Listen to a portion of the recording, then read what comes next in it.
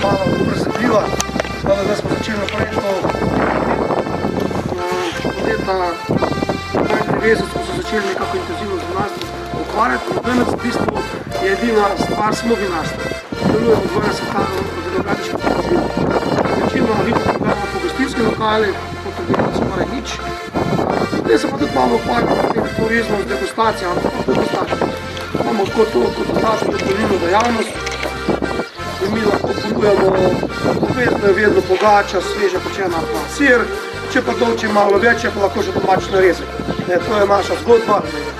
Marci doma še kakšne ideje, pa bi kaj toplega, pa to. Imamo pa mi toliko okrog teh turizmov in gostiln, da nam to ni treba delati, da potem tudi razumejo, da pač jaz imam zgodbo degustacije, predstavitev vina, malo se popikne in potem imamo tudi tu neki turizma, recimo eni bi imeli radi domačo bela krajina značilna po pečenki, po dojki, po jagenjčku in da najboljše je točno tam, kjer ta profesionalno speče, da ga vidiš kak je in potem misliš.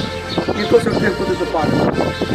Jaz vam zdaj mogoče, recimo kot bela krajina, še vam na hitro čas malo vzamem. Tu ste z različnih koncov, če sem prav razumel. Bela krajina je odprta proti jugu in to ima zelo kratko lokacijo. Oziroma geografsko postavnost. Na sever so Gorjanci, na zahodu je Kočevski rok, tako da imamo ta sever, smo precej zaprti, kar je v redu, odprti proti jugu. Imamo zelo ugodno klimo, dosti, že videli ste po travi, mislim, smo med vodili neko trava, ki pa začne pri nas rasti, tako tudi vse ostale zadeve so dosti hitre. Recimo, podnebje je zelo podobno kot Vipavsko podnebje. Zdaj tudi danes piha, ampak mi se zdaj tudi piha. Drugače pa to naše med pihami, tu čez hrib, to mesta je naša sosedna občina, potem sta Vikov sta še iz Dolenjske Toplice, je tudi Dolenjska Toplica naša sosedna občina in pa Svet Kočevskega Roga je Kočevje sosedna in pa v tem smeri pa Črnova. In kaj še zanimivo, v tej smeri približno zračne linije stran morja, 60 km. 60 km približno dosti malo vinkata cesta, dosti gostilni, dosti to traja cel dan. Drugače pa še mi smo zdaj na nadmorski višini 240 metrov. Nekaj 220-230, pa nekje do 400 metrov je pa ta idealna višinska, ta nadmorska višina, kjer recimo idealno uspeva vinogradi. Nižje je problem, više je spet. Zdaj pa prej takr, mogoče malo druge. Ko sem bila majhna, so temu rekli Krupica. Gor, ko smo se prej peljali proti Semiču, je bila Črnošničica, zdaj je pa Črnošnica, torej ne vem, zakaj se ta imena spreminjajo, ampak tako je. Tukaj je izvir reke Krupe, vas, v kateri smo spustili avtobus, pa seveda je Krupa, se tudi imenuje tako. Predtem seveda grad Krupa, ki je bil tukaj v tej smeri, na tej ploščadi zunaj, zato bomo šli potem mimo po cesti, ni več sledu o njem, torej je samo še ostanek Kašče, imeniten grad. Kar se tiče pa izvira, 30 metrov visoka skala, izpod katere prihaja izvir, torej voda, zato zelo globoko, zato tudi je tako mirno.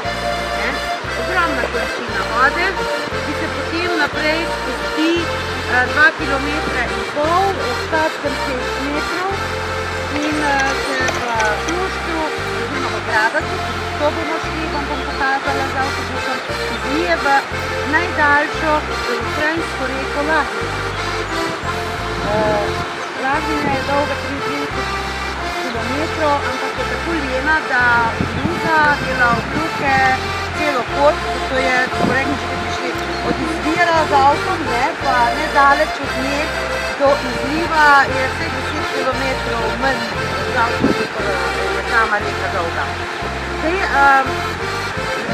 Ker je ta reka ima tako zdaj izvadi, tako je bilo omogočeno, da smo imeli 4 mline, pa 2 žagi so ves čas delovali. Ta stavba je bila mlinarjeva hiša, tukaj je obnovljena.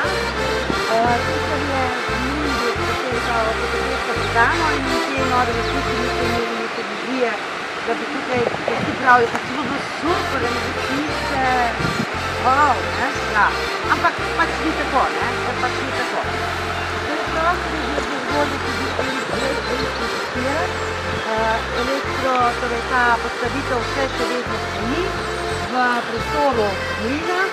Bi vam pa rada povedala še to, da kar se tiče izvira, torej izvir je zelo velik, največji del Krajini, z absolutnim povprečnim pretokom 400 litrov na sekundo vode, povprečni pa do 1000 litrov na sekundo. Zdaj lahko rečemo, da so neki izviri 40 do 150 litrov na sekundo, te pretoki je torej nekaj velikega. No, in kaj se je zgodilo? Še to. Ja, jaz sem še pozna, še to, ne? Ja. Torej, tukaj je tudi nahajališče, edino znano nahajališče v Sloveniji, Janske školjke Kongerija, kot se imenuje. Torej, edino je res v Sloveniji in pa tudi nahajališče Šembice. No in grem jaz na mojo izkušnjo. Jaz sem Semičanka, hodila sem v Semičo šolo. In tukaj v vasi, Novrna vas, je živel moj sošolc Jože. In seveda, fantastični štant, on je vedno tukaj nekaj bil, celo svoj čovn je tukaj imel, ne? Ja, in eno jutro prinese, v 97. prinese v Kozarske šumač, eno čudno nikakršno žival. Belo, grozno žival, da smo zagnali. No in oni so prinesli šolo, učitelj biologije je prijel kozarc v roke in spomnim se tako letel po hodniku, v zbornicu, s tistim mladim in rekel, poglejte, kaj imamo človeško ribico, ne. In sploh se ni vedelo, da je tukaj človeška ribica in kdaj je to bilo v 70. letih prejšnjega stoletja, ne, tako bom rekla, ja. Tudi do prejšnje stoletje je treba poslušati. Kaj ni ne poslušati, ne? Ja, kako ne? Pa še zdaj smo živi. Šletje, ne stoletje, prejšnje stoletje. Ja, jaz pa rada to dodam. Ne? Ja, seveda, zato ker, kaj, naslednjega ne bomo mogli sport, ne? V naslednjem pregosta, ne? Potem bo že hodno v ta hipček, zakaj gre. Tu je stari del in tukaj so trije trgi. Na naši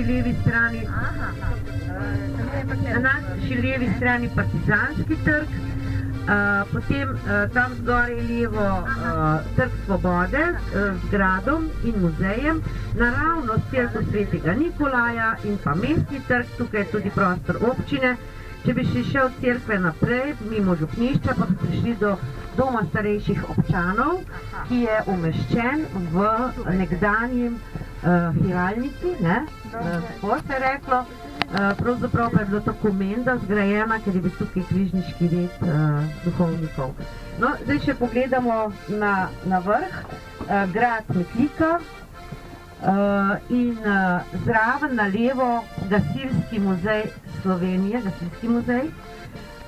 V gradu Metlika pa je enotna, velika in krasna zbirka o Belokrajini. Bela krajina je v privatnih rokah, dobro in lepo delajo, da se tudi predočiti. Mislim, da ni začistil avtobus velik, ne, za malo manj ljudi pa, okej.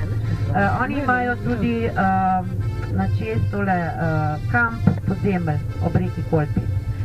In zdaj ta rumena hiša na levi strani, do katere prihajamo, to pa je Kambičeva galerija, v kateri imajo spodaj občasne razstave, v zgornjem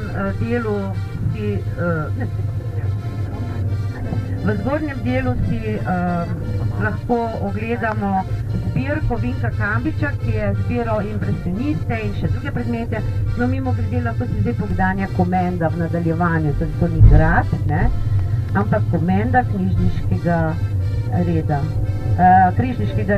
križarjev, ko so postavljali te komende za svoje...